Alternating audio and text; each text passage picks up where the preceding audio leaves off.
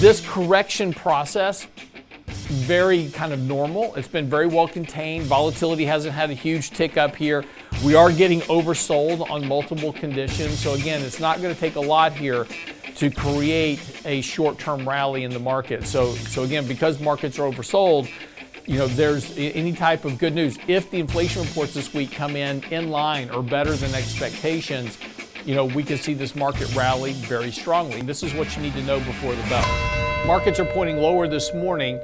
Really just kind of a continued fear over kind of the inflation pressure, the Fed's more hawkish stance potentially. Will they, won't they, cut rates next? What are they going to do? So again, this has been putting pressure on stocks, but stocks were really overbought and they were very deviated. You'll remember that just back, kind of in early December, we were talking about, hey, the market's going to need to correct here. We're very overbought, very extended from means. Typically 2 weeks into December, you get the mutual fund distributions. That causes a correction. Remember that whole conversation? So that's what what happened. But that selling pressure is now continuing to revert that big overbought condition. And again, this should not be surprising. We've talked about this often. Every time we have these big overbought extended conditions, we get a correction. And this is what's going on now. Now, the important thing today, though, is that if the markets don't recover today, we are right on the 100-day moving average. So again, we were broke below that on Friday, recovered back to it on Friday. So this morning, markets are going to open low. We're going to open below the 100-day moving average today. And so it'll be important to see if the markets can rally back and hold that support. If they don't, there's really not a lot of support until we get a bit lower on the index from here. So again, we're kind of this halfway down towards the 200-day moving average. We're going to find the next level of support. So again, this correction process, very kind of normal. It's been very well contained. Volatility hasn't had a huge tick up here.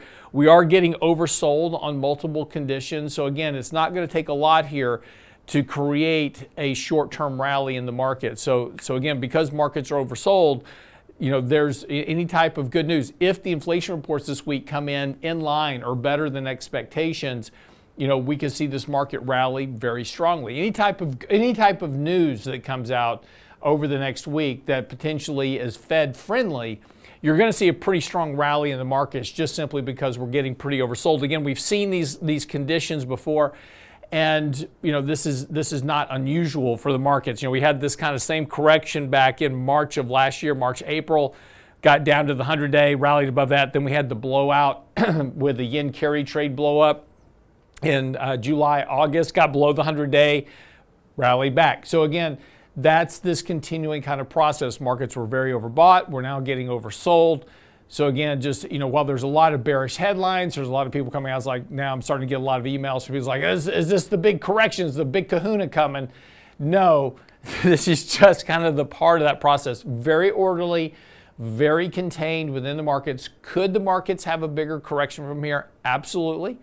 We want to keep a watch out. Obviously, always kind of manage our risk expectations, but just realize that markets are getting decently oversold here. So it's not going to take much at this point to create a short-term bullish rally in the markets over a period of a week or two. Then you could have another correction after that, right? I mean, you could be getting into a more volatile period of stocks, as we talked about previously. But, kind of we'll see what happens.